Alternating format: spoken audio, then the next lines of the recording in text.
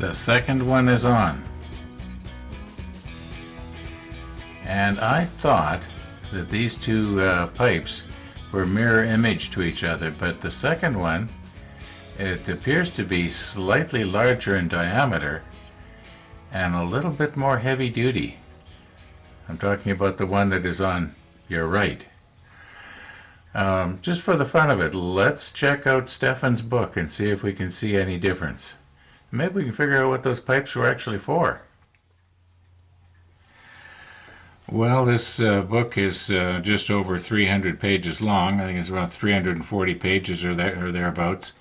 And there are places where Stefan's drawings do show them, like right here. It goes about almost halfway up the mast. And these are the brackets that we put on yesterday. 1, 2, 3. I'll move in and you'll be able to see. The section that we are working on right now goes from here to about here. You can see it looking straight down on it right here. Goes from here to here. Anyway, it gives you an idea of just how huge that ship is, because the section that we were working on seemed so big. And anyway, we've talked about that before. I'll zoom in here and you can maybe see them on here. And I think if a person looks closely, you can kind of see where it runs along underneath. You remember, and then it went down, plugs down into the deck. Now you have to remember, this is a drawing. It's not a photograph. It's not going to have every tiny little detail. Okay, they run down. And of course there's an awful lot of stuff here hiding them, so you can't see them. But right along here, or is that a gun barrel? No, you can sort of see it right there. Yeah, it's okay. This part right here, that's a gun barrel. But just in behind there, you can sort of see it. I'm going to see if I can find something better.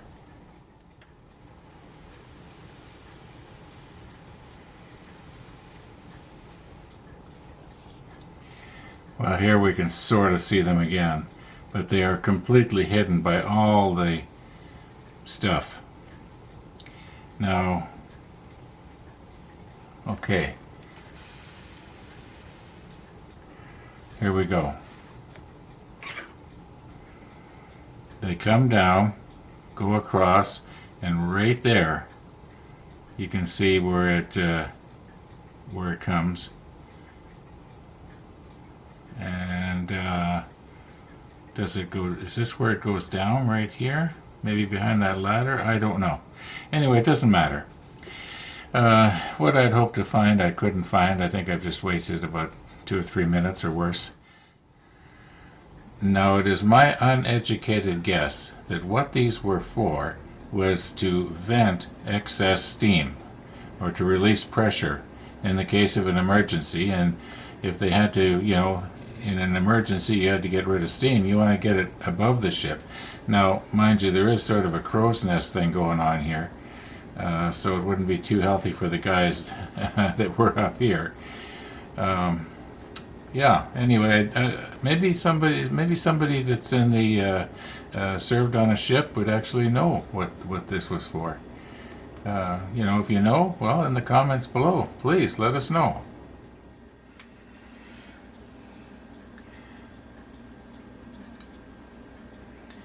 Okay, the ship's bell.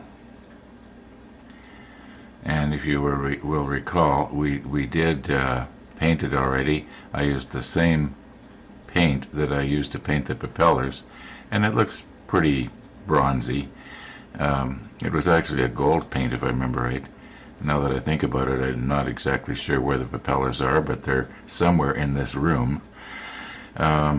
Anyway, the bell is already made. And these other pieces here, I can well imagine the smart thing to do will be to glue them together before I try to paint them. There's a couple of pieces of photo etch here.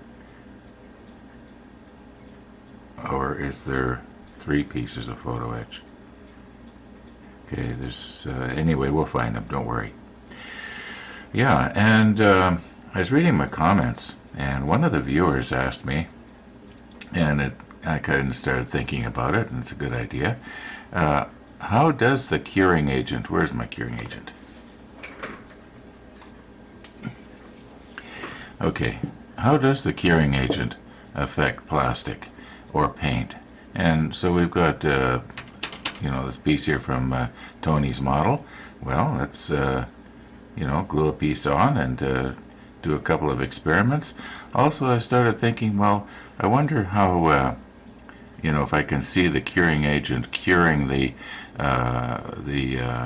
CA glue, sort of like crystallizing. And I thought, well, I can actually check that. I could just put a bead of CA glue along a pristine glass slide, and then touch the curing agent on one end of it and see if we can see it, creeping along. There should be some sort of a color change or some sort of change. And I think it might be kind of fun.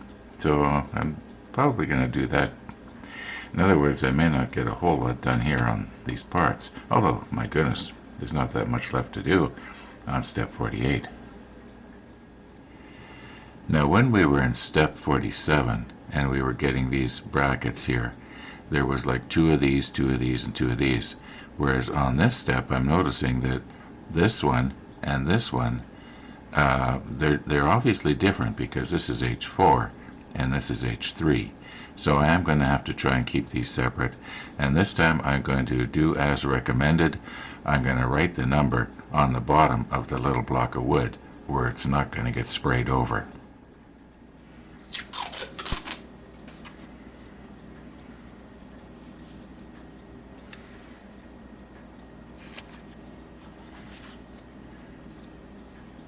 This is the first time I've actually tried it like this, so it's looking a little bit awkward here, isn't it? Now, the idea is I can stick my little part on this side and write the number on this side. Yeah, that'll work. Okay, I think I got a system figured out here. Well, maybe I don't. Okay, that'll go here. And then just turn it around and rip it off. Yeah, let's try that again. See if I can do it a little less awkwardly here. Put that on there. Turn it around and rip it off. Okay. Yeah. I'll just do that 4 more times. Okay, there's 2 J11s and 2 J14s, but I think I can, share a block for both. And as you can see, I wrote on the bottom. But that's not what I want to talk about right now. What I want to show you here is that here's J11, here's J14.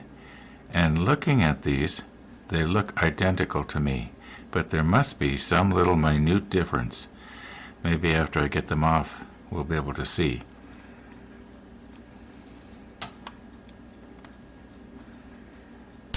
Okay, we'll do 14 first.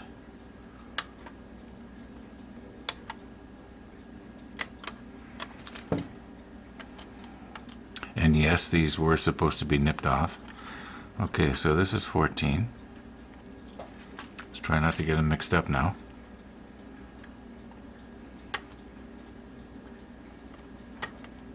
I'll trim these up carefully later. And J11. Now we have 2 J sprues.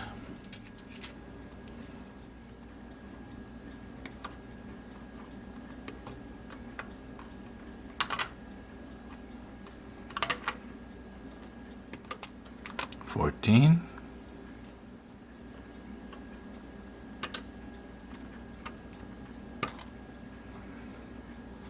Oh, I should nip the others off. Well, I got a nip anyway, so. And 11.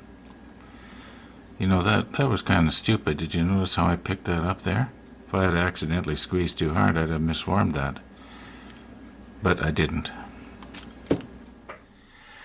Now here's something else I noticed. J27 here, that's this part right here, is the same on both brackets. It's the other 4 pieces that are different. H1, 2, 3, and 4.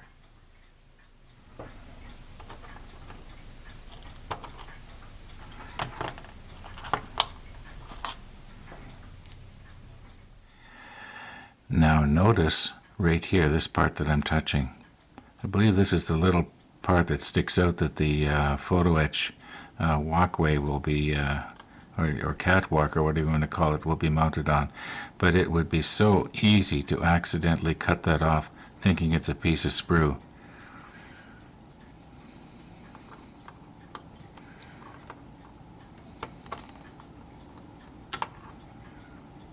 Did I cut all the way through here? Yeah, I did. Okay, so this is number 1. Number 2.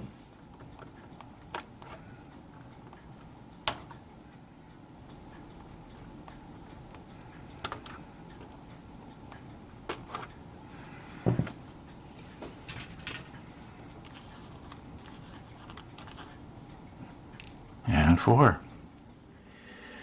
Now, before I put on my extra strong glasses and, nip all the excess photo etch off of these pieces, let's have a little bit of fun here with this. Sorry to get my arms in your way. All right, we've got Tony's model pieces here. And my thinking is, well, let's take a little piece of sprue here and we'll just glue it onto the painted part.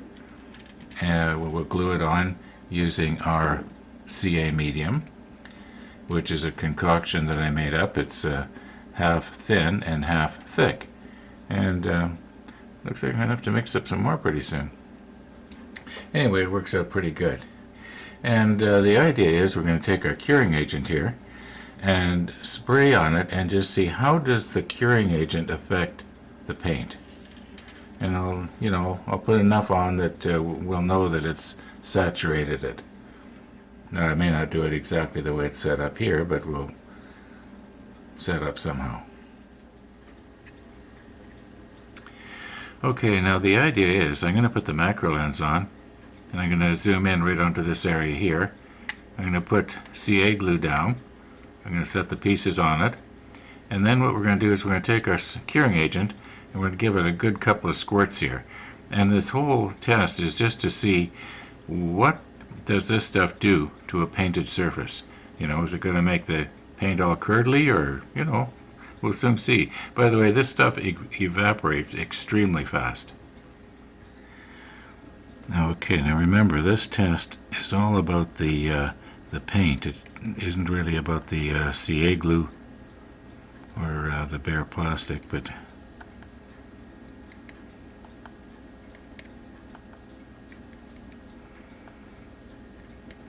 make sure we got enough. I want you to be able to see it oozing out from underneath the parts, so maybe I should have taken it right from the bottle. Okay.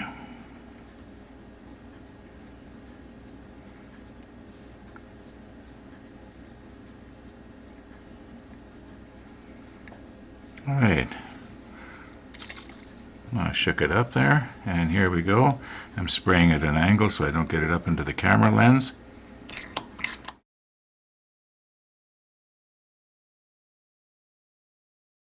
Now, in the darker areas, it still looks like it might be a little bit damp. Let's just see, did it soften the paint?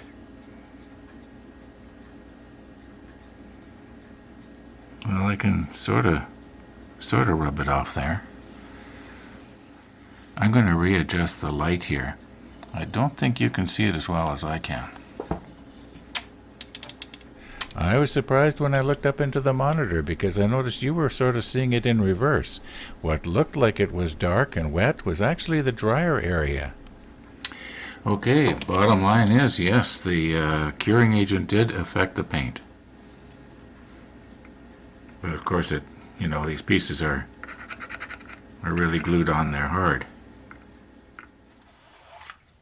Okay, what I want to do now is try and get a slide, as I was saying before, pristine, and by pristine I meant that I'm not going to touch the glass with my fingers if I can help it, because then I'm going to get grease from my fingers onto the glass, and then that's going to start the curing process of the CA glue.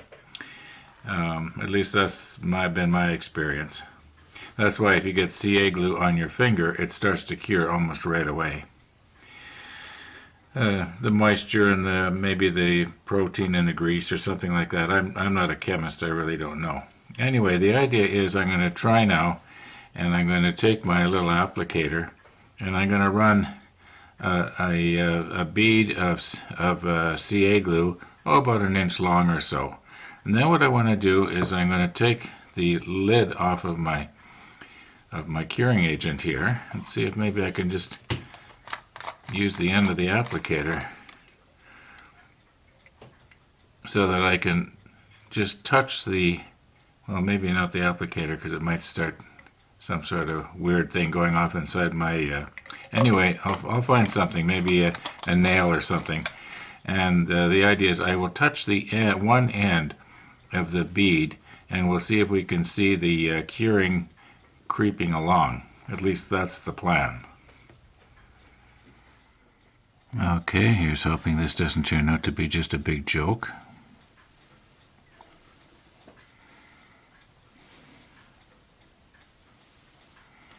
Make sure I get enough on there.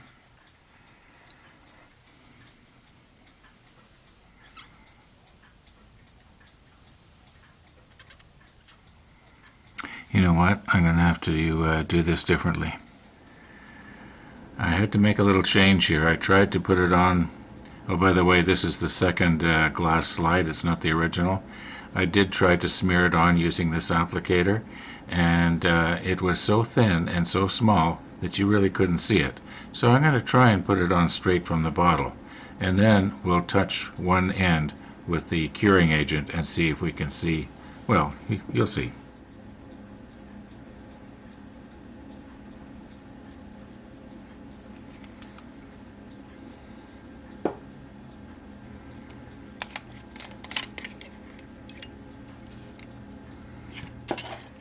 Okay, I've just got a nail here.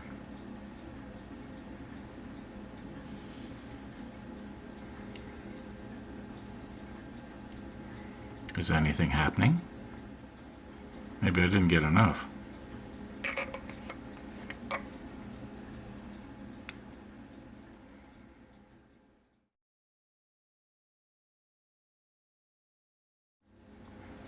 Okay, it appears to me that it's hard right here. Let's just try it. Yeah, it's hard there. Okay, it's starting to get liquidy here, so it went from here to there. In time, I imagine this whole thing would get hard.